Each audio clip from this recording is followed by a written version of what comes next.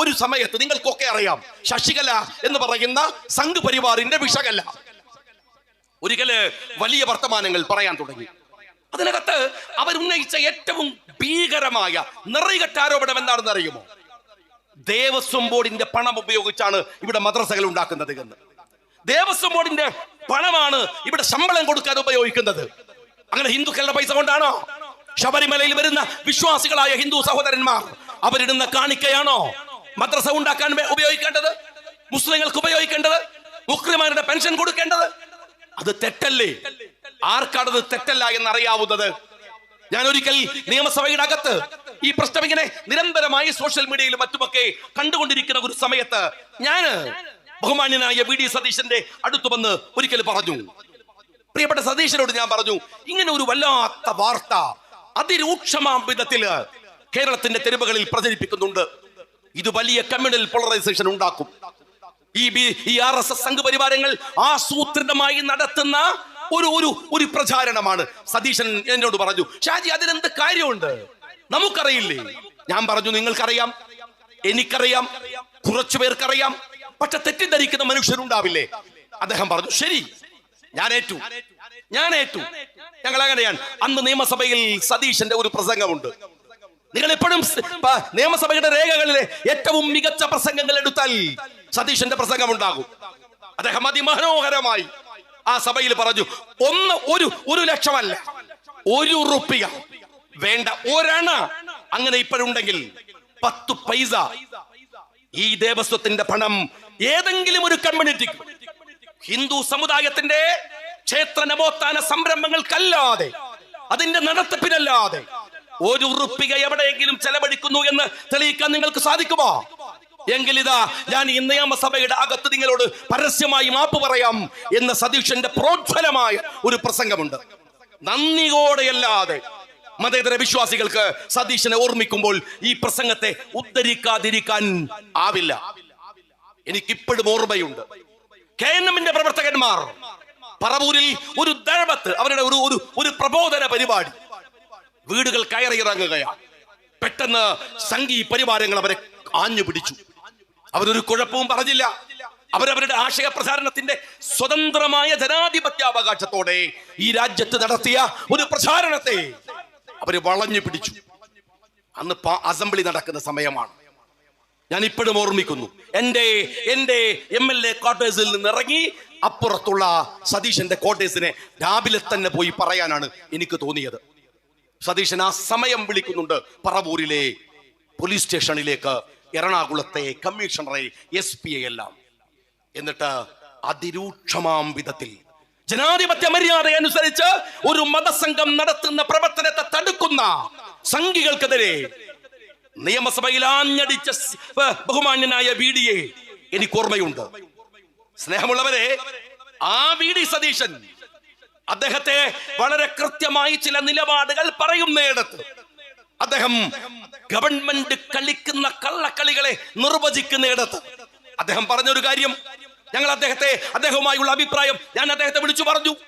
പിന്നെ അത് ആവർത്തിച്ചില്ല എന്ന് മാത്രമല്ല, അദ്ദേഹം അതിന്റെ കോൺസിക്വൻസുകൾ പറഞ്ഞത്, ഇന്ത്യ രാജ്യത്ത് ഈ പറയുന്ന ആക്ട്, വഖഫിനെതിരായി വരുന്ന ആക്ടിന്റെ അപകടത്തെ കുറിച്ചാണ്. ജാഗ്രതയുള്ള ഒരു ചെറുപ്പക്കാരൻ, ഒരു പോരാളി, ഒരു പ്രതിപക്ഷ നേതാവ് എന്ന നിലക്ക് CPM-കാര, നിങ്ങൾ എത്ര വട്ടമിട്ട് ആക്രമിക്കാൻ ശ്രമിച്ചാലും സർക്കാരിനെതിരെ നടക്കുന്ന പോരാട്ടങ്ങളെ അങ്ങനെ മാറ്റിവെക്കാൻ പറ്റുന്നതല്ല എന്നെല്ലാവർക്കും അറിയാം. നിങ്ങൾ കളിക്കുകയാണ്. മുനമ്പത്തെ കളി സർക്കാരാണ് കളിക്കുന്നത്. അതിൽ താല്പര്യമുണ്ട്. ഒറ്റ കാര്യം ഞാൻ ചോദിക്കട്ടെ, മുനമ്പത്തെ റിസോർട്ട് ഉടമകൾക്കാണ് ഞങ്ങൾ നോട്ടീസ് നൽകിയത്, അവിടുത്തെ പാവം മനുഷ്യർക്ക് നൽകിയിട്ടില്ല എന്ന് പറയാൻ വയനാട് തെരഞ്ഞെടുപ്പ് കഴിയേണ്ടി വന്നോ? അങ്ങ് പാലക്കാട്ട് തെരഞ്ഞെടുപ്പ് കഴിയേണ്ടി വന്നോ? ഈ ഉപതെരഞ്ഞെടുപ്പ് കഴിഞ്ഞതിന് ശേഷം മാത്രം വായ തുറക്കാൻ കേരളത്തിന്റെ മുഖ്യമന്ത്രിക്ക് എങ്ങനെയാണ് കഴിഞ്ഞത്? നിങ്ങൾ ഈ രാജ്യത്തിലെ മൈനോറിറ്റിയെ തമ്മിൽ തല്ലിക്കാനുള്ള ആസൂത്രണങ്ങളിൽ നിങ്ങൾ പങ്കാളിയാണ്. ആരുടെ കൂടെ? RSSന്റെ കൂടെ. വെള്ളമുണ്ടയിലെ സുഹൃത്തുക്കളോട് ഞാൻ സ്നേഹപൂർവ്വം പറയുകയാണ്. ഇത് ലീഗുകാരോട് മാത്രമല്ല, ഈ നാട്ടിലെ മുഴുവൻ മനുഷ്യരും കേൾക്കുമെങ്കിൽ കേൾക്കണം. നിങ്ങൾ പരസ്പരം തമ്മിൽ തല്ലിക്കാൻ ഭരണകൂടത്തിന്റെ പോലും ഗൂഢാലോചനയുണ്ട്. ഒരുങ്ങി പുറപ്പെട്ട് RSS ഉണ്ട്, ഉറപ്പിച്ച് കാസയുണ്ട്. അവർക്ക് പിന്തുണ നൽകുന്ന ഒരു ഭരണകൂടവും ഇവിടെയുണ്ട്. മുസ്ലിങ്ങളും ക്രിസ്ത്യാനികളും കേരളത്തിലെ മൈനോറിറ്റിയിലെ സംഘബോധമുള്ള രാഷ്ട്രീയ സഖ്യങ്ങളാണ്. ഇടതുപക്ഷം ഇവർക്കിടയിൽ ഭിന്നിപ്പുകൾ ഉണ്ടാക്കി വോട്ടുകൾ ചതറിക്കാൻ ശ്രമിക്കാറുണ്ട്. അത് ഏറ്റവും ആസൂത്രിതമായി നടത്തുന്നു എന്നത് ഭുലംബമാണ്. ഗവൺമെന്റ് അല്ലേ ഉത്തരം പറയേണ്ടത്? അവരല്ലേ പറയേണ്ടത്? അവരല്ലേ ഇതിന്റെ പരിഹാരമായി എന്തു ചെയ്യണമെന്ന് മനസ്സിലാക്കേണ്ടത്? ഞാൻ ചോദിക്കട്ടെ സ്നേഹമുള്ളവരെ, ഒരു തെരഞ്ഞെടുപ്പിന്റെ മൂർധന്യമായ ഘട്ടത്തിൽ സന്ദീപ് വാര്യർ എന്ന് പറയുന്ന RSSകാരൻ കോൺഗ്രസിലേക്ക് പോയി. അദ്ദേഹം കോൺഗ്രസിലേക്ക് പോകുമ്പോ എന്താ ഇത്ര അതിശയമുള്ളത്? സന്തോഷമുള്ള ഒരു കാര്യമല്ലേ? ഒരു RSSകാരൻ RSSന്റെ വെറുപ്പിന്റെ ലോകത്ത് നിന്ന് ജനാധിപത്യത്തിന്റെ വഴിയിലേക്ക് വരികയാണ്. എന്റെ CPMകാരാ, ഞാൻ കണ്ണൂരിലെ MLA ആയിരിക്കുമ്പോഴാണ് ഏറ്റവും ക്രൂരമായ RSSന്റെ നേതൃപദത്തിൽ ഇരുന്ന OK വാസു CPMലേക്ക് വന്നത്. ഏതെങ്കിലും ഒരു കോൺഗ്രസുകാരൻ, ലീഗുകാരൻ എന്തിനാണ് ഈ OK വാസു എന്ന RSSനെ നിങ്ങൾ എടുത്തത് എന്ന് ചോദിച്ചോ? OK വാസുവിന്റെ കൊലപാതക ആസൂത്രണം അടക്കമുള്ള പാരമ്പര്യമുണ്ടോ സന്ദീപ് വാര്യർക്ക്? ഇല്ലല്ലോ.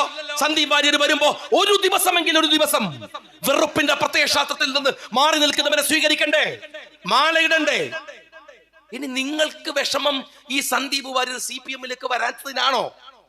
എന്റെ സഖാക്കളെ, എങ്ങനെയാണ് സന്ദീപ് വാര്യർ ആഗ്രഹിച്ചത്? ഒരു ചേഞ്ചാണ്. RSS നിന്ന് CPMലേക്ക് വന്ന എന്ത് ചേഞ്ചാണ്? അവിടെയും വെട്ട്, ഇവിടെയും വെട്ട്, അവിടെയും കുത്ത്, ഇവിടെയും കുത്ത്, അവിടെയും വെറുപ്പ്, ഇവിടെയും വെറുപ്പ്. ഒരു മാറ്റം വേണ്ടടോ, ഒരു ഫീൽ വേണ്ടേ? ഒരു പാർട്ടി മാറിയ ഫീൽ വേണ്ടേ? ആ ഫീൽ ഉണ്ടാവാൻ സന്ദീപ് വാര്യർ കോൺഗ്രസിനെ തെരഞ്ഞെടുത്തു.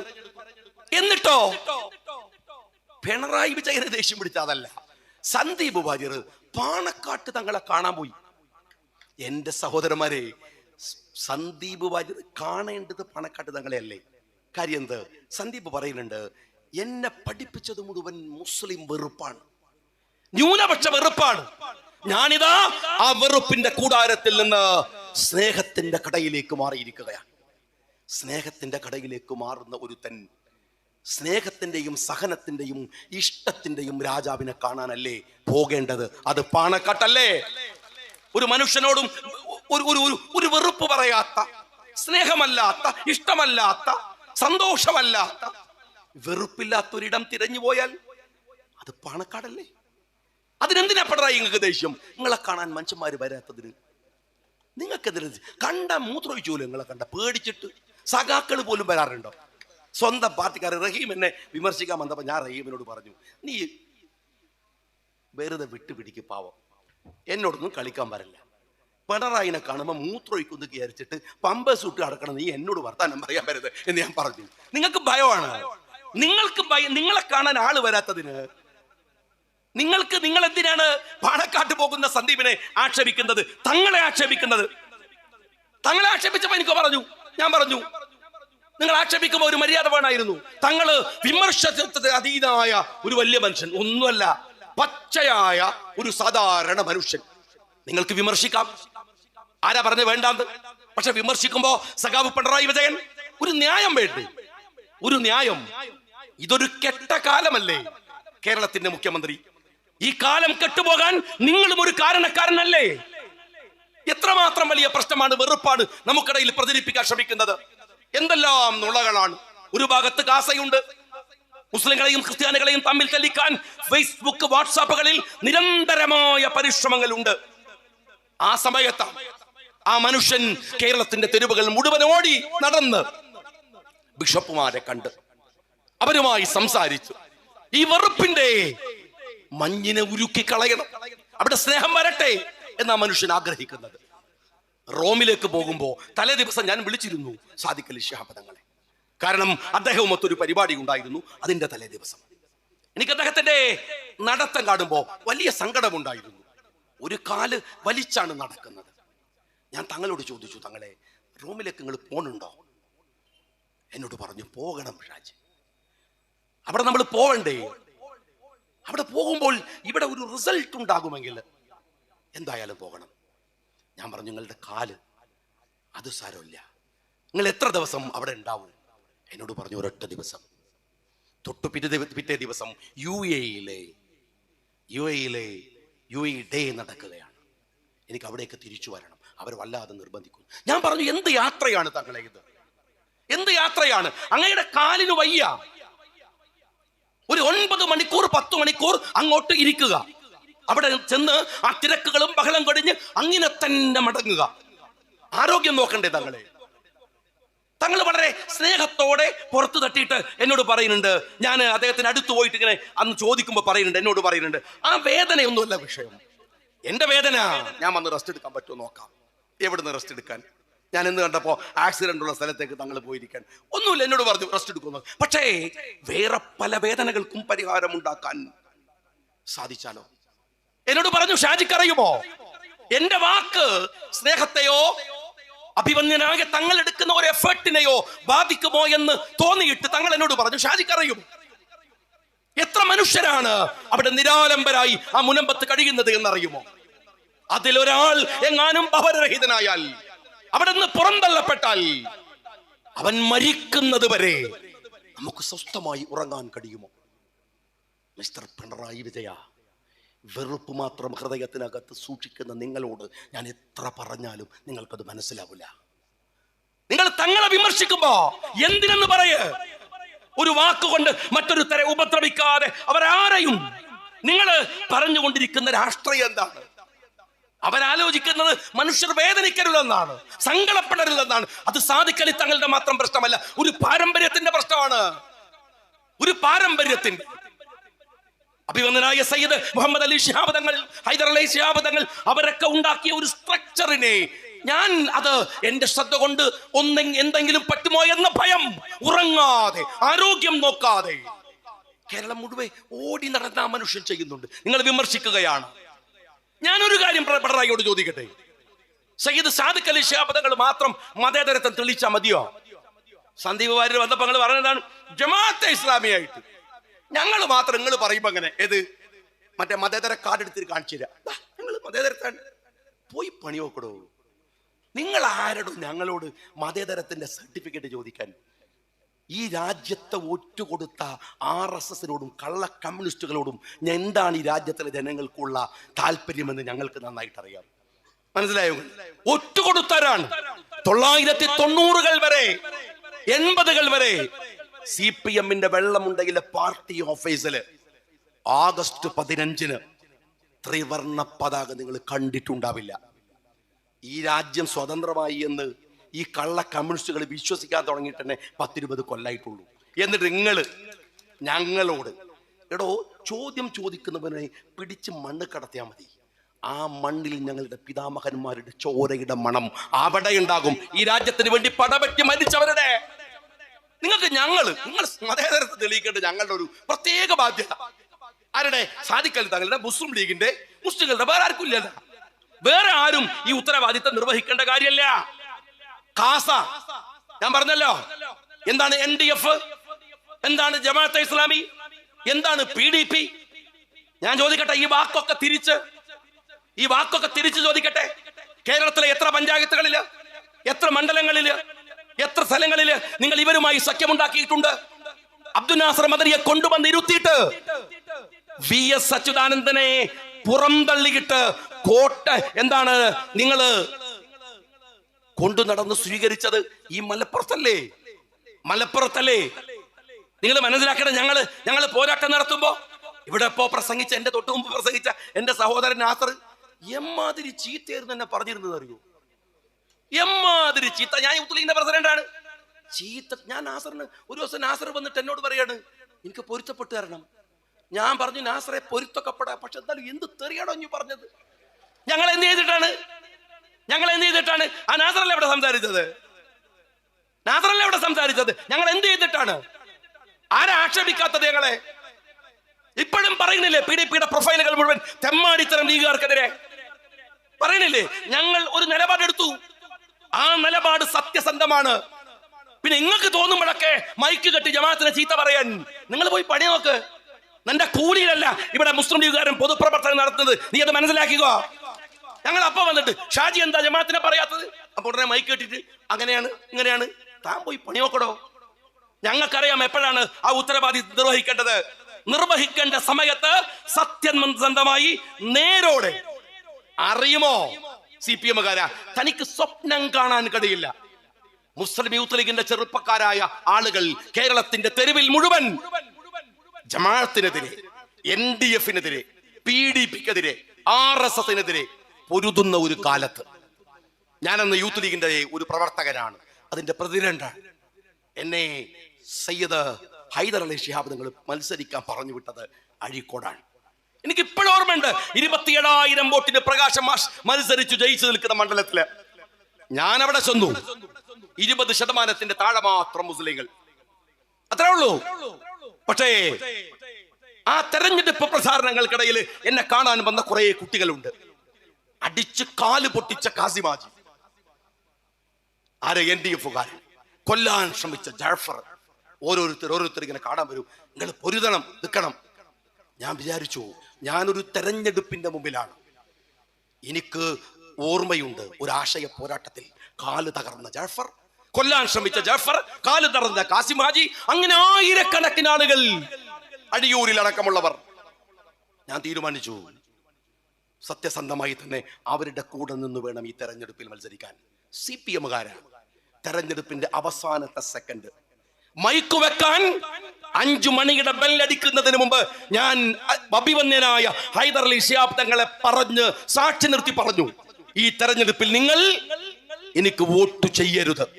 ഇവിടുത്തെ RSS, ഇവിടുത്തെ NDF, ഇവിടുത്തെ ജമാഅത്ത്, ഇവിടുത്തെ PDP-കാരൻ എന്ന് പറഞ്ഞിട്ടാണ് ജയ് ഹിന്ദ് എന്ന് പറഞ്ഞ മൈക്ക് താഴെ വെക്കുന്നത്. നിനക്കൊക്കെ സ്വപ്നം കാണാൻ കഴിയുമോ കമ്മ്യൂണിസ്റ്റുകാരാ അതുപോലെ ഒന്ന് പറയാൻ?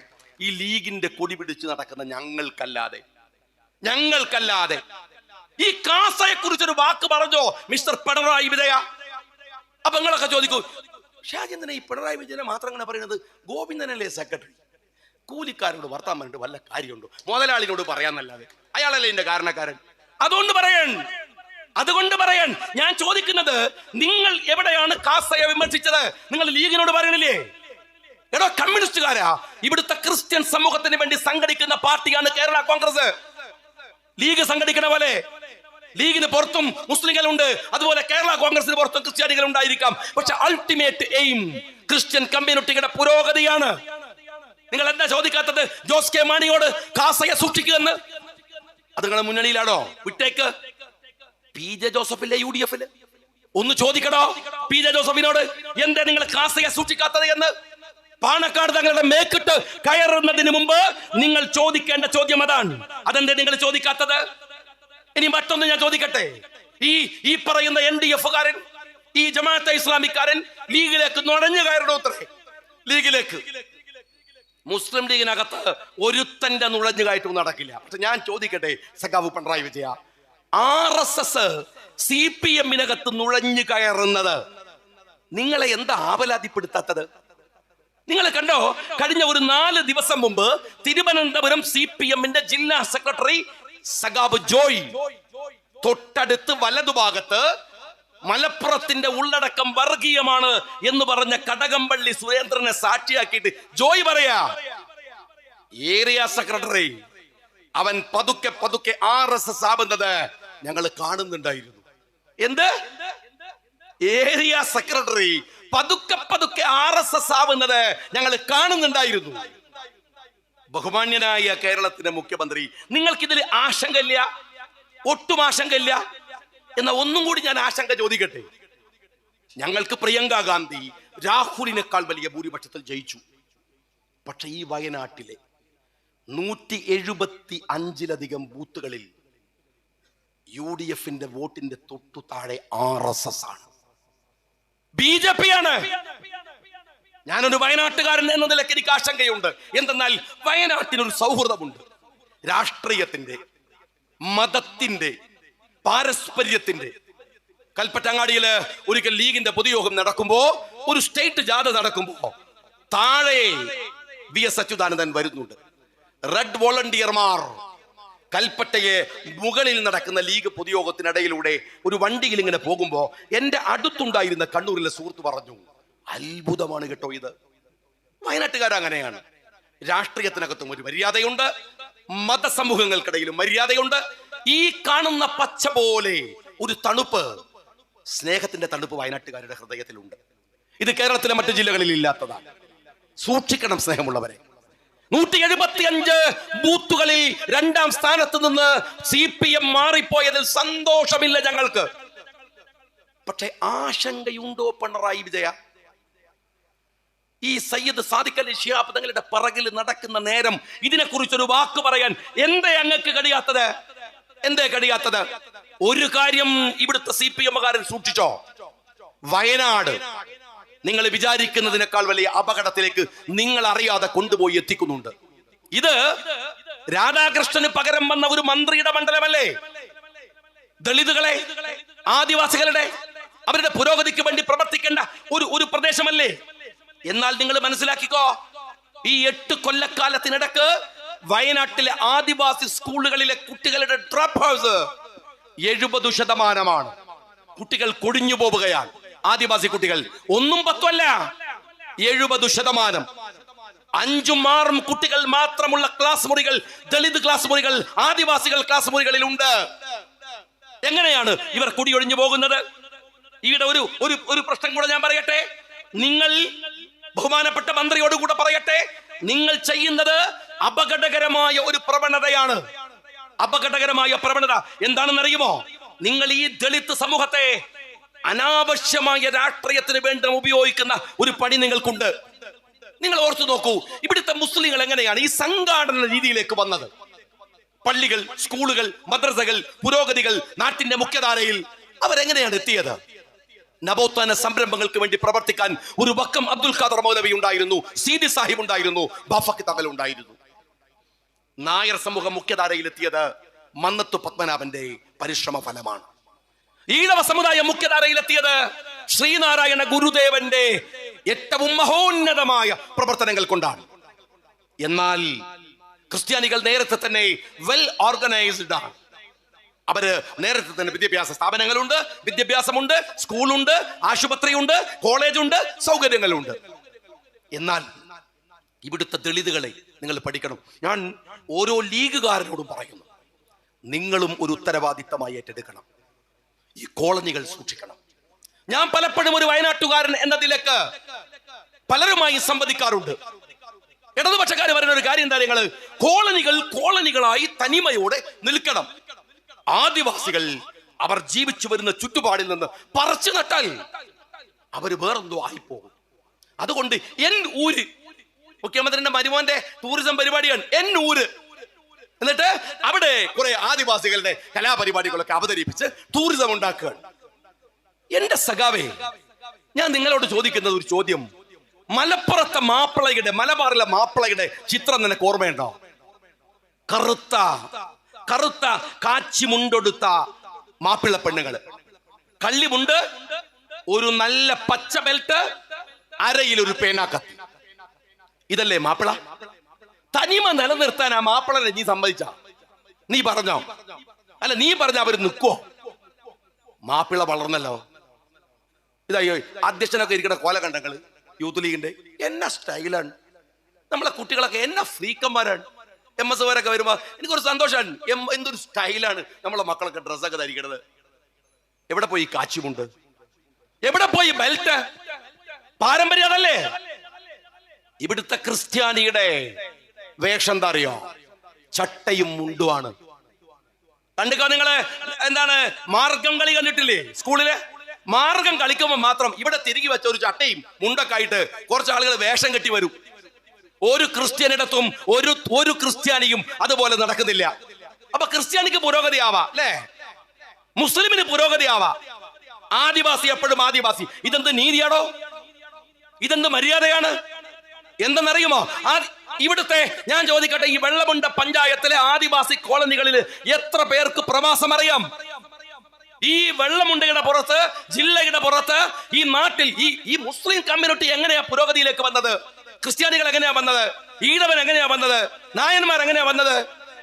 അവരൊക്കെ പ്രവാസം പോലും പരിശോധിച്ചവരാണ്, വിദേശത്ത് പോയവരാണ്. എനിക്ക് പലപ്പോഴും സങ്കടമുണ്ടാക്കുന്ന ഒരു കാര്യമുണ്ട്. ഒരു അങ്ങാടിയിലേക്ക് ഒരു ദളിത് പെണ്ണ് ഒരു പണിയറ വിഭാഗത്തിൽപ്പെട്ട ഒരു സ്ത്രീയാണ് എന്ന് നിങ്ങൾ വിചാരിക്കുക. അവർ നല്ല ഒരു സാരി എടുത്തു വന്നാൽ അവിടുത്തെ മേൽജാതിക്കാര് മാത്രമല്ല, എല്ലാവരും, മുസ്ലിം ആയാലും ക്രിസ്ത്യാനി ആയാലും ഒരു പൊതുസമൂഹം അവരെ ഒരു അതിശയത്തിൽ നോക്കുക. ഞാൻ ഓരോ ലീഗുകാരനോടും പറയുന്നു, അപകടമാണ്, ചെയ്യരുത്. ഇവിടുത്തെ സവർണ ബോധമുണ്ടല്ലോ, ദളിതുകളെ ദളിതുകളാക്കി നിർത്താൻ, അവരെ കീഴാളരാക്കി നിർത്താൻ, അവരെ പണിക്കാരായി നിർത്താൻ, അവരെ വോട്ട് യന്ത്രമാക്കി നിർത്താൻ EMS മുതൽ തുടങ്ങിയിട്ടുള്ള കമ്മ്യൂണിസ്റ്റ് പ്രത്യയശാസ്ത്രത്തിന്റെ ഒരു സവർണ മേധാവിത്വമുണ്ട്, ആ വികാരമുണ്ട്. ആ വികാരം ഇവിടുത്തെ ഹിന്ദു സമൂഹത്തിൽ മാത്രമെന്ന് ഞാൻ വിചാരിക്കുന്നില്ല, ഇവിടുത്തെ എല്ലാ ജാതിമത സമൂഹങ്ങളിലുമുണ്ട്. ഒരിക്കലും മനസ്സിൽ പോലും അങ്ങനെ ഒരു ചിന്ത ഉണ്ടാവരുത്. യാ അയ്യുഹന്നാസ് ഇന്നാ ഖലഖനാകും മിൻ സകരിൻ വഉൻസാ വജഅൽനാകും ശുഊബൻ വഖബാഇല ലിതഅറഫു ഇന്ന അക്രമകും ഇൻദല്ലാഹി അത്ഖാകും. നിങ്ങളെ വേർതിരിച്ചിട്ടില്ല, കോളനിയായി, വേറെയായി, ജാതിയായി, മതമായി, ഹൃദയത്തിന്റെ നേരും വിശുദ്ധിയിലും അല്ലാതെ. പക്ഷെ പലർക്കും ആ ധാരണയുണ്ട്. എപ്പോഴെങ്കിലും എന്റെ മനസ്സിൽ തോന്നുമ്പോൾ ഞാൻ അത് പറിച്ചെറിയാറുണ്ട്. എന്തിനാണ് നിങ്ങൾ ഈ ആദിവാസി സമൂഹത്തെ എടോ കമ്മ്യൂണിസ്റ്റുകാരാ ഒരു വെറും വോട്ട് യന്ത്രമാക്കി മാറ്റി നിർത്തുന്നത് ഈ വയനാട്ടിൽ? ഞാൻ ഇവിടുത്തെ മന്ത്രിയോട് പറയട്ടെ, ഇത് അപകടമാണ്. വെറുതെ അല്ല കോളനികൾ BJP പിടിമുറുക്കുന്നത്, RSS പിടിമുറുക്കുന്നത്, നിങ്ങളുടെ ബൂത്തുകളിൽ രണ്ടാം കക്ഷിയായി RSS വരുന്നത്. ഞാൻ ഇവിടുത്തെ ഓരോ മനുഷ്യരോടും പറയുന്നു, നെഞ്ചോട് ചേർത്ത് ആ സമൂഹത്തെ പിടിക്കണം. സ്കൂളുകളിൽ അവർ കൊടിഞ്ഞു പോകുന്നുണ്ടെങ്കിൽ നിങ്ങൾ അവരെ സഹായിക്കണം. അത് KMCC ആയാലും, അത് ഇവിടുത്തെ ലീഗുകാരനായാലും, ഇവിടുത്തെ കോൺഗ്രസ്സുകാരനായാലും, ഇവിടുത്തെ മനുഷ്യന്റെ ബാധ്യതയാണ്. നമ്മുടെ കണ്ണിന്റെ മുമ്പിൽ ഒരു സമൂഹം ഇങ്ങനെ തകർന്നു പോകുന്നുവെങ്കിൽ അള്ളാഹുവിന്റെ മുമ്പിൽ മറുപടി പറയേണ്ടി വരും. ഇല്ലെന്ന് വിചാരിക്കരുത്. ഇത് ഖായിദ മില്ലത്ത് മുഹമ്മദ് ഇസ്മായിൽ സാഹിബിന്റെ രാഷ്ട്രീയ പാർട്ടി എന്ന നിലയ്ക്ക് തന്നെയാണ് ഞാൻ നിങ്ങളോട് പറയുന്നത്. സൂക്ഷ്മതയുണ്ടാവണം സ്നേഹമുള്ളവരെ, ഗൗരവത്തോടെ ആ രാഷ്ട്രീയത്തെ കാണാതിരിക്കരുത് നിങ്ങളെന്ന് ഞാൻ നിങ്ങളോട് സ്നേഹപൂർവ്വം പറയുകയാണ്. ഈ സവർണാധിപത്യത്തിന്റെ ഈ വികൃതമായ രാഷ്ട്രീയം, വോട്ട് മതി, അതിനപ്പുറം ചിന്തയില്ല, അതിനെന്ത് തോന്നിവാസവുമാണ്. ഈ രാഷ്ട്രീയം എത്ര കാലം കൊണ്ടു നടക്കും സഖാക്കളെ? നിങ്ങൾ ഈ അതിക്രമം, ഈ തോന്നിവാസം, നിങ്ങൾ വയനാട്ടുകാർ. ഞാൻ ഒരൊറ്റ കാര്യം ചോദിക്കട്ടെ. കണ്ണൂരില് നവീൻ ബാബു ആത്മഹത്യ ചെയ്തു എന്ന് നമ്മൾ വിചാരിച്ചു. ഞാൻ 10 കൊല്ലം അവിടുത്തെ MLA ആണ്. എനിക്കത് വിശ്വസിക്കാൻ കഴിയില്ല. കാരണം നവീൻ ബാബുവിനെ അറിയില്ല, പക്ഷേ എനിക്ക് ദിവ്യയെ അറിയാം, ഷാജറിനെ അറിയാം, പിണറായിയെ അറിയാം, P ജയരാജനെ അറിയാം, കണ്ണൂരിലെ CPM-നെ അറിയാം. ഇതൊരു സ്വാഭാവികമാണെന്ന് ഞാൻ കരുതിയില്ല. ഞാന് നവീൻ ബാബുവിന്റെ കുടുംബം കോടതിയെ സമീപിക്കുന്നതിന് മുമ്പ് ഞാൻ പലയിടത്തും സംസാരിച്ചു. എന്താ നിങ്ങൾ വിചാരിക്കണം എന്താണ്? ദിവ്യ എന്തോ ഒരു വർത്താനം പറഞ്ഞപ്പോ കൈക്കൂലി വാങ്ങിയല്ലോ എന്ന് ബേജാറായിട്ട് നവീൻ ബാബു ആത്മഹത്യ ചെയ്തു എന്നാണോ? കണ്ണൂരിലെ കലക്ടറുടെ തൊട്ട് താഴെയുള്ള ഉയർന്ന പോസ്റ്റിലിരിക്കുന്ന ADM ആണ് ആ മനുഷ്യൻ. 2 പെൺകുട്ടികളാണ്. അയാളെ കാത്ത് അവർ തൊട്ടു പിറ്റേ ദിവസം അതിരാവിലെ റെയിൽവേ സ്റ്റേഷനിൽ എത്തും. അച്ഛൻ വരുന്നു എന്നറിഞ്ഞ് അവർ ഉറങ്ങാതെ കാത്തിരിക്കുന്നുണ്ടാകും. ഇനിയുള്ള നാളുകളിൽ ഞങ്ങളോടൊപ്പം ഞങ്ങളുടെ സായം സന്ധ്യകളിൽ ഞങ്ങളുടെ പൊന്നച്ഛനും കൂടെ ഉണ്ടാകും. ഹിന്ദു ആചാരപ്രകാരം ശവസംസ്കാര ചടങ്ങുകൾ നടത്താൻ ആൺകുട്ടികളാണ്. പക്ഷെ കണ്ടോ നിങ്ങൾ, ആ പെൺകുട്ടികൾ ഒരുപക്ഷേ ആചാരങ്ങൾ പറയുന്നവർ സ്തബ്ധരായി നിൽക്കെ ആ പെൺകുട്ടികൾ ആ ചിതയിൽ ഓടനുബന്ധമായ ആചാരങ്ങൾ ചെയ്യുന്നത്. നവീൻ ബാബു മരിക്കുന്നതിന് മുമ്പ്, മക്കളെ ഞാൻ പോവാണ്, എന്റെ പേരിൽ നിങ്ങൾ തലകുരിക്കരുതേ, ഞാനൊരു അഴിമതിയും നടത്തിയിട്ടില്ല, ഞാൻ അത്തരക്കാരനല്ല എന്ന് നവീൻ ബാബു ഒരു കടലാസിൽ കുറിച്ചു വെച്ച് ഒരു വാട്സാപ്പിൽ ടൈപ്പ് ചെയ്തു വെച്ച്, അതല്ലെങ്കിൽ ഒരു മെസ്സേജ് എഴുതിയിട്ട് അവർക്ക് അയച്ചില്ല. നവീൻ ബാബുവിന് ഒരു ഭാര്യയുണ്ട്, നല്ല വിവരമുള്ള ഭാര്യ, വിദ്യാഭ്യാസമുള്ള ഭാര്യ, ജോലിയുള്ള ഭാര്യ. ഭാര്യയോട് നവീൻ ബാബു പറയാണ്, ഞാനിത് അപമാനിക്കും, എനിക്കറിയില്ല, ഞാൻ മരിക്കുകയാണ്. 2 പെൺകുട്ടികളാണ് കേട്ടോ, അവരുടെ വിദ്യാഭ്യാസം നീ നോക്കണം, നീ അവരെ വളർത്തണം, എനിക്ക് വേണ്ടി അത് ചെയ്യണം കേട്ടോ. ഈ യാത്ര പറയാൻ ആ മനുഷ്യൻ തയ്യാറാവില്ല എന്ന് നിങ്ങൾ വിചാരിക്കുന്നുണ്ടോ? നവീൻ ബാബുവിന്റെ ആത്മഹത്യാ കുറിപ്പ് എവിടെ? ഞാൻ ചോദിച്ചു, നവീൻ ബാബു മരിച്ചു കിടക്കുന്നു എന്ന് പറയുന്ന സ്ഥലത്ത് നിന്ന് 2 കിലോമീറ്റർ ഇല്ല കണ്ണൂർ ജില്ലാ ഗവൺമെന്റ് ആശുപത്രിയിലേക്ക്, 25 കിലോമീറ്റർ അപ്പുറമുള്ള പരിയാരം മെഡിക്കൽ കോളേജിലേക്ക്, CPM-ന്റെ കോട്ടയിലേക്ക്, ഈ ദിവ്യയുടെ ഭർത്താവ് പണിയെടുക്കുന്ന ഹോസ്പിറ്റലിലേക്ക് എന്തിനാ കൊണ്ടുപോയത്? സീൻ മഹസർ തയ്യാറാക്കുമ്പോ ബന്ധുക്കൾ, സഹപ്രവർത്തകർ ആരെയും എന്തേ നിങ്ങൾ കയറ്റാത്തത്? എന്താ കയറ്റാത്തത്? ഞാൻ സംശയിച്ചു. എനിക്കറിയാം, ഞാന് കുഞ്ഞനന്തൻ മരിച്ചത് എനിക്ക് ദുരൂഹതയുണ്ട് എന്ന് ഞാൻ പറഞ്ഞപ്പോ MV ഗോവിന്ദൻ എന്റെ നേരെ ഒരു ചാട്ടാണ്. കേസ് കൊടുക്കും ഷാജിനെതിരെ. കേസ് എന്ന് കേട്ടത് ഞാൻ പേടിച്ചു പോയി. കാരണം എനിക്ക് കേസില്ലാത്ത ഞാൻ ബോധം കെടാൻ പോയി. കാരണം കേസ് വരിക. എന്റെ MV ഗോവിന്ദ, എന്താണ് സഖാവേ ആ കേസ് എടുക്കാത്തത്? ഞാൻ ഇപ്പോഴും ഇതാ പിന്നെയും ഈ രാത്രിയിൽ ആരോപണം ഉന്നയിക്കുകയാണ്. നിങ്ങൾ കുഞ്ഞനന്തന്റെ മരണത്തിൽ എനിക്ക് സംശയമുണ്ട്. ദുരൂഹതയാണ്, ഉറപ്പിച്ചു പറയാണ്. കുറച്ച് കേസ് തീർന്നല്ലോ, ഇല്ലാത്തിന്റെ വിഷമം കൂട്ടിക്കോ, എടുക്കങ്ങള്. എന്താണോ സഖാവെ കേസ് എടുക്കാത്തത്? ഒരു FIR ഇല്ലാത്തത്? ഞാൻ പറയണു, നവീൻ ബാബുവിന്റെ വിഷയത്തിൽ ഞാൻ പറഞ്ഞപ്പോ പലരും പറഞ്ഞു, ഇവരെന്താ അങ്ങനെ പറയണത്? നവീൻ ബാബുവിന്റെ കുടുംബം പറഞ്ഞിരിക്കണോ ഈ ദിവ്യ നിസാരാണോ?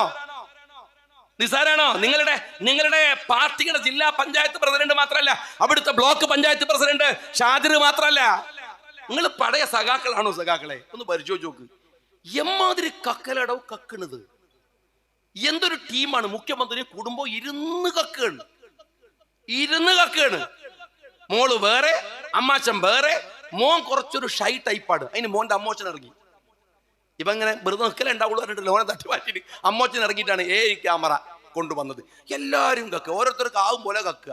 മുഖ്യമന്ത്രിക്ക് അത്യാവശ്യം ഉഷാറുള്ളത് കൊണ്ട് അയാൾ കമ്പനി ഉണ്ടാക്കി കക്കുകയാണ്. K bus, K phone, K rail, K എന്ന് പറഞ്ഞിട്ടൊരു കമ്പനി ഉണ്ടാക്കിയിട്ട് കക്കുകയാണ്. താഴോട്ടെത്തുമ്പോഴത്തേക്കോ ഏരിയ കമ്മിറ്റി, ലോക്കൽ കമ്മിറ്റി ഒക്കെ നമ്മളെ പീക്ക പറയുന്ന പോലെ കിണ്ടി, കൊളാമ്പി തുടങ്ങിയ സാധനങ്ങളും അടിച്ചു മാറ്റിക്കൊണ്ടിരിക്കുകയാണ്. എല്ലാവരും ഇത് കക്കുകയാണ്. ഞാൻ നിങ്ങളോട് ചോദിക്കണത്, ഇത് പറയാൻ ബാധ്യത എനിക്കില്ലേ? നിങ്ങൾ എന്നോട് ദേഷ്യം പിടിച്ചത് എന്റെ പേരിൽ കേസ് കൊടുത്തതിനാണ്. എന്തിനാ ദേഷ്യം പിടിക്കണത്? എടോ, ഞാൻ അഴീക്കോട് ജയിക്കണത് നിങ്ങളുടെ കോട്ടയെന്നാണ്. മനുഷ്യന്മാർ എന്തിനാ വോട്ട് തരുന്നത്? എന്നെ എന്തിനാ പറഞ്ഞേക്കുന്നത്? CPM-ന്റെ ഒരു വലിയ നേതാവിനെ തോൽപ്പിച്ചിട്ട് എന്നെ ജയിപ്പിക്കുമ്പോൾ അവർക്കൊരു പ്രതീക്ഷ ഇല്ലേ? ഇത് UDF-ന്റെ സ്ഥാനാർത്ഥിയാണ്, ലീഗിന്റെ സ്ഥാനാർത്ഥിയാണ്. അയാള് പടച്ചോന്റെ പേരിൽ സത്യം ചെയ്താണ് സത്യപ്രതിജ്ഞ ചെയ്യുന്നത്. വിശ്വസിക്കാം. നമ്മളെല്ലാം നികുതി കൊടുക്കുന്നവരല്ലേ? ഞാൻ നേരത്തെ പറഞ്ഞ പോലെ വണ്ടിക്ക് ടാക്സ്, റോഡിന് ടാക്സ്, എല്ലാത്തിനും, ഭക്ഷണത്തിന് ടാക്സ്, വസ്ത്രത്തിന് ടാക്സ്, പെന്നിന് ടാക്സ്, സ്കൂളിന് ടാക്സ്, എല്ലാത്തിനും ടാക്സ്. ഇതെന്തിനാണ്? മുഖ്യമന്ത്രിക്ക് പശുവിനെ പോറ്റാനോ മോക്ക് സ്വിമ്മിംഗ് പൂളിൽ ഇറങ്ങി കളിക്കാനോ അല്ല. ഈ പറയുന്ന നികുതി പണം അന്യായമായി ഉപയോഗിക്കുമ്പോ മിസ്റ്റർ ഷാജി, ഞങ്ങൾ നിയമസഭയിലേക്ക് പറഞ്ഞയച്ചിട്ടുണ്ട്, നോക്കണം. അങ്ങനെയാണ് ഞാൻ സഭയിൽ പോയത്. സഭയിൽ ചെന്ന് നോക്കുമ്പോ മൂപ്പര് നല്ല കക്കലാണ്, മോളും മോശമല്ല. ഞാൻ സഹി കെട്ടിട്ട് സഭയിൽ എഴുന്നേറ്റിട്ട് ഒരു MLA എന്ന പ്രിവിലേജ് ഉപയോഗിച്ചിട്ട് മുഖ്യമന്ത്രിയുടെ മുഖത്ത് നോക്കിയിട്ട് ചോദിച്ചു, അങ്ങയുടെ മകള്, അവരുടെ പേരിൽ ആരോപണമല്ലേ? എന്നോട് ഞാൻ ആ TV ഇതിൽ അഭിമുഖത്തിൽ പറയുന്നുണ്ട്, ഒരു CPM-ന്റെ നേതാവ് പറഞ്ഞു, ഒരു കോംപ്രമൈസ് സംസാരിക്കാൻ വന്നാൽ എന്നോട് പറഞ്ഞു, ഷാജി നിനക്കറിയില്ല, ആ മനുഷ്യൻ അന്ന് രാത്രി ഉറങ്ങിയിട്ടില്ല. അയാളെ ഇനി ഒരു ദിവസം ഉറങ്ങാത്ത ദിവസങ്ങളാണ് ആയുസുണ്ടെങ്കിൽ പിണറായി വിജയന് വരാൻ പോകുന്നത് എന്ന് നിങ്ങൾ എഴുതി വെച്ചോ. നിങ്ങൾ വിചാരിക്കണ്ടേ തെരഞ്ഞെടുപ്പ് കഴിഞ്ഞാൽ കട്ടതൊക്കെ കൊണ്ട് മക്കളെയൊക്കെ കൂട്ടിയിട്ട് അങ്ങ് രക്ഷപ്പെട്ട് കളയാന്ന്? ഞങ്ങളൊക്കെ ആയുസ്സോടെ ഉണ്ടെങ്കിൽ ഓർത്തെഴുതിക്കോ സഖാവ് പിണറായി വിജയ, കട്ടത് മുഴുവൻ കക്കിച്ചിട്ടല്ലാതെ ഈ ജീവിതത്തിലെ പൊതുപ്രവർത്തനം അവസാനിപ്പിക്കൂല. അങ്ങനെയുണ്ട്. ഒരു തെരഞ്ഞെടുപ്പ് കഴിഞ്ഞാൽ കട്ടങ്ങ് പോവാ, എന്നിട്ട് അടുത്ത ഗവൺമെന്റ് വരുമ്പോഴോ അങ്ങനെയൊക്കെ അങ്ങ് പോവാ. പള്ളി പറഞ്ഞാൽ മതി. അതിന് നടക്കുമോ നിങ്ങൾ വിചാരിക്കരുത്. നിങ്ങൾ ഈ രാജ്യത്തെ മോഷ്ടിച്ചു കൊണ്ടുപോയത് അറിയാൻ ബാധ്യതല്ലേ? ഞങ്ങളുടെ ഉത്തരവാദിത്തല്ലേ? ഞാൻ എന്താ അപരാധ ചെയ്തത്? നിങ്ങൾ ആലോചിച്ച് നോക്ക്. നിങ്ങൾ എനിക്കെതിരെ കേസ് കൊടുക്കുമ്പോൾ ആലോചിക്കേണ്ട ഒരു കാര്യം, എനിക്ക് സത്യം പറഞ്ഞാല് സുപ്രീം കോടതിയിൽ നിന്ന് ആരാ വക്കീലെന്ന് നിങ്ങൾക്കറിയോ? അഡീഷണൽ സോളിസിറ്റർ ജനറൽ ആരെ? കെജ്രിവാളിനെ കുടുക്കിയ വക്കീല്, കെജ്രിവാളിനെതിരെ വാദിച്ച SB രാജു. രണ്ടാമത്തെ വക്കീലാണ് ഞങ്ങള് ഒരു സിറ്റിങ്ങിന് 25 ലക്ഷം രൂപ കൊടുക്കുന്ന നീരജ് കൗൾ. എനിക്കെതിരെ ഞാൻ എന്റെ ആവതിനനുസരിച്ചിട്ട് ഞാനൊരു വക്കീലിനെ വെക്കുകയാണ്. 11 മണിക്ക് എൻ്റെ ബഹുമാന്യനായ സഹോദരൻ, നമ്മുടെ പ്രിയപ്പെട്ട MP ഹാരിസ് മീരാനും, അതുപോലെ തന്നെ അവിടെ നിന്ന് ഡൽഹിയിൽ നിന്ന് പ്രിയപ്പെട്ട അഡ്വക്കേറ്റ് മർസൂഖും വിളിച്ചിട്ട് പറയാണ്, നമ്മൾ ജയിച്ചു. ഞാനിങ്ങനെ ദേഹത്ത് തൊട്ടു നോക്കുകയായിരുന്നു. എനിക്ക് അള്ളാഹുവിന്റെ ഒരു സ്പർശമുണ്ടല്ലോ. സ്നേഹമുള്ളവരെ, ജീവിതത്തിൽ നമുക്ക് അങ്ങനെ ചില ഘട്ടങ്ങൾ ഉണ്ടാകും. അള്ളാഹു നമ്മളെ ചേർത്ത് വെക്കുന്നത്, അള്ളാഹു നമ്മളെ ഒന്ന് തൊടുന്നത് അപൂർവങ്ങളിൽ അപൂർവമായി നമുക്ക് അനുഭവപ്പെടുന്ന ഒരു ഘട്ടമാണ്. ആ ഫീലിംഗ് ആണ് നാഥന്റെ മുമ്പിൽ ഞാൻ ആ നിമിഷം സുജൂദിലേക്ക് പോയി. എനിക്ക് എങ്ങനെയാണ് കഴിയുക ഇവരോട് മത്സരിച്ച് ജയിക്കാൻ? നീതിയില്ലെങ്കിൽ, സത്യമില്ലെങ്കിൽ, ധർമ്മമില്ലെങ്കിൽ, അതിനകത്ത് സത്യസന്ധമായ കാര്യമില്ലെങ്കിൽ. 2 കേസാണ് തള്ളിയത്. ഒന്ന് ED, ഒന്ന് വിജിലൻസിന്. എത്ര ഉപദ്രവിച്ചു എന്ന് നിങ്ങൾക്കറിയോ? ഞാന് 4 കൊല്ലം MLA ആയി നിൽക്കുമ്പോ ₹1 സാലറി ഇല്ല. തിരുവനന്തപുരത്ത് നിങ്ങളൊക്കെ വരുമ്പോ വയനാട്ടുകാരല്ല നീ അയച്ചു വന്നാൽ എന്റെ MLA ക്വാർട്ടേഴ്സിൽ വരാം. അവിടെ വന്നാൽ ഞാനിങ്ങനെ പത്രാസിൽ ഇരിക്കുന്നുണ്ടാവും. ക്വാർട്ടേഴ്സിന്റെ വാടക ഞാൻ കൊടുക്കണം. അറിയോ നിങ്ങള്? 4 കൊല്ലം ₹1 തരാതെ നിങ്ങൾ എന്താ അപരാധ ഞാൻ ചെയ്തത്? ഞാനെന്താ അപരാധ ചെയ്തത്? ആ കേസുകള്, കള്ളക്കേസുകൾ ഉണ്ടാക്കി നിങ്ങൾ അതിനെ നടത്തി. 54 മൊഴികള്. കോടതിയുടെ വാക്കെന്തായോ? വക്കീലിനോട് ചോദിക്കുകയാണ്, SB രാജുവിനോട്, KM ഷാജിക്കെതിരെ ഒരു വിസ്പർ ഉണ്ടോ? ഇതാ ഡയലോഗ്. വിസ്പർ ഉണ്ടോ? ഒരു ചെറിയ തെളിവ്. കള്ളക്കേസല്ലേ നിങ്ങൾ നടത്തിയത്? ഞാൻ ചോദിക്കട്ടെ, എനിക്ക് അത്യാവശ്യമൊക്കെ സൗകര്യമുള്ളവർ, ഞാൻ വയനാട്ടിൽ നിന്നല്ലേ സംസാരിക്കണത്. അവിടെ ഞാൻ ആ കേസ് നടത്തി. പാർട്ടിയോട് ഞാൻ പൈസ ഒന്നും വാങ്ങിയില്ല, ഞാൻ ചോദിച്ചില്ല പാർട്ടിയോട്. എന്താ കാര്യം എന്നറിയോ? ഞാനിപ്പം വരുമ്പോ നമ്മളെ കുറെ സുഹൃത്തുക്കൾ, നാസറൊക്കെ ഉണ്ടായിരുന്നു അവിടെ, ഇസ്മായിലും എല്ലാവരും കൂടെ കൂടിയിട്ട് എന്നെ ഇങ്ങനെ കൂട്ടിക്കൊണ്ടുവന്ന് ഈ സ്റ്റേജിലിരുത്തി. നിങ്ങൾ താഴെ ഇരിക്കുകയാണ്, ഞാൻ നിങ്ങളുടെ കുറച്ച് മുകളിൽ ഇവിടെ നിൽക്കുകയാണ്. നിങ്ങൾ ഹൃദയം അറിഞ്ഞിട്ടാണ് ഷാജി അവിടെ നിന്നു എന്ന് സമ്മതിച്ചത്.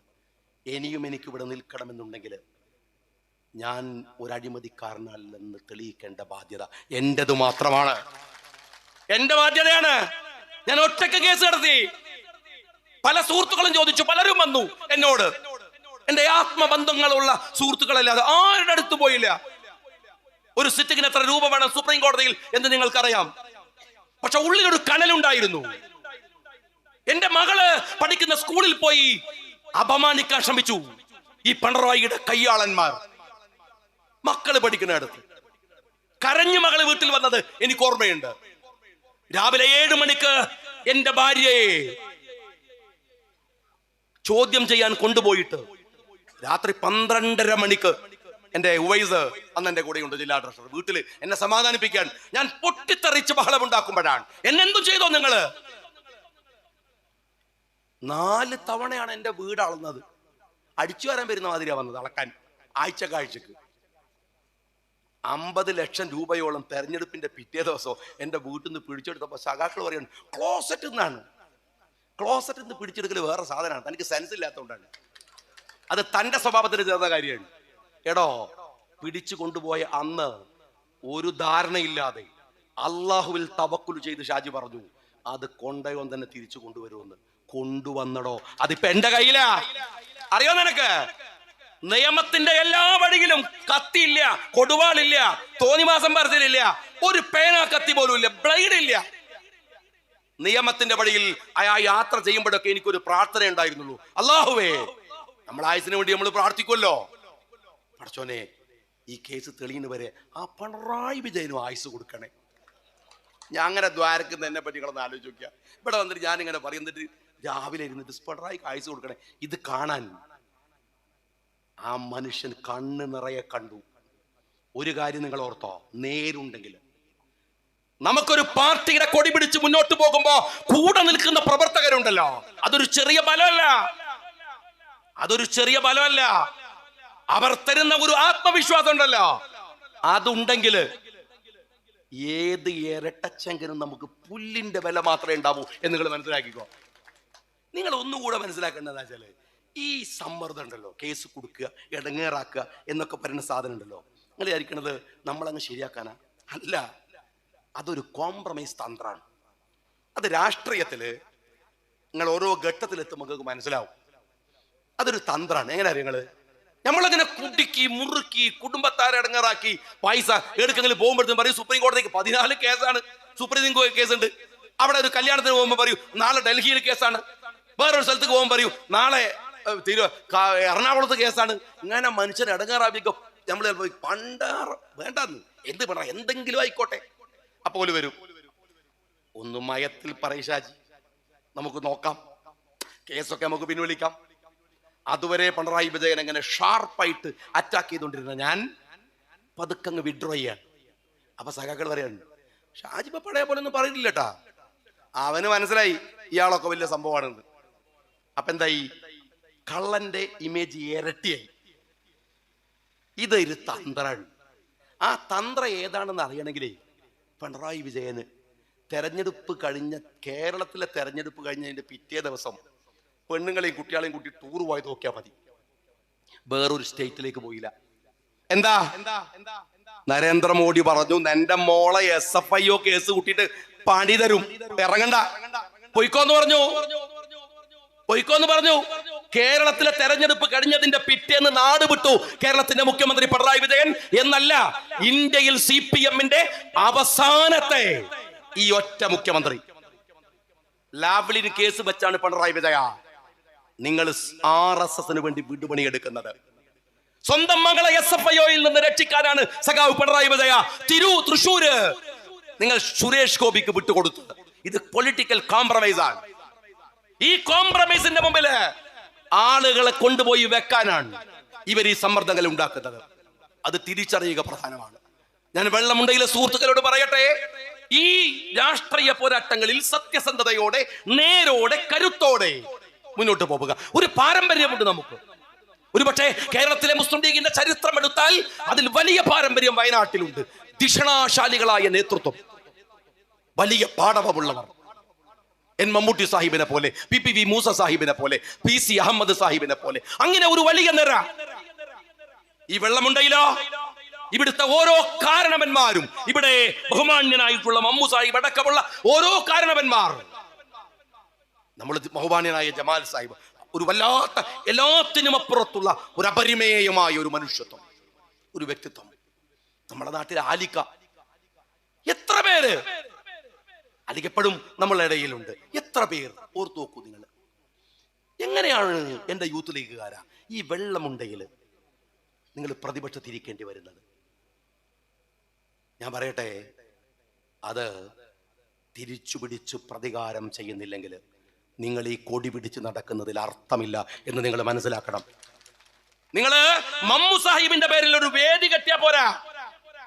ആ മമ്മു സാഹിബിനോട് നിങ്ങൾക്ക് നന്ദിയും കടപ്പാടുമുണ്ടെങ്കിൽ മമ്മു സാഹിബിന്റെ രാഷ്ട്രീയ പാരമ്പര്യത്തിലേക്ക് വെള്ളമുണ്ടയെ തിരിച്ചു കൊണ്ടുവരാൻ നിങ്ങൾക്ക് കഴിയുന്നില്ലെങ്കിൽ അത് പരാജയമാണ്. ഞാൻ ഉറപ്പിച്ചു പറയുന്നു. എന്റെ പ്രിയപ്പെട്ട ഒരുപാട് കൂട്ടുകാർ ഇവിടെയുണ്ട്, നേതാക്കന്മാർ ഇവിടെയുണ്ട്. നിങ്ങൾ വിചാരിച്ചാൽ ഇത് അസാധ്യമല്ല. ഈ വെള്ളമുണ്ടയിലെ പാരമ്പര്യത്തിന്റെ ശക്തിയിലേക്ക് നമുക്കെല്ലാവർക്കും ഒരുമിച്ച് മുന്നോട്ട് പോകാൻ കഴിയുന്ന ഒരു മുന്നേറ്റമാണ് ഈ സമ്മേളനത്തിന്റെ പ്രമേയമാവേണ്ടത്. അഭിവാദ്യങ്ങൾ നേർന്നുകൊണ്ട് നിർത്തുന്നു. ജയ് ഹിന്ദ്.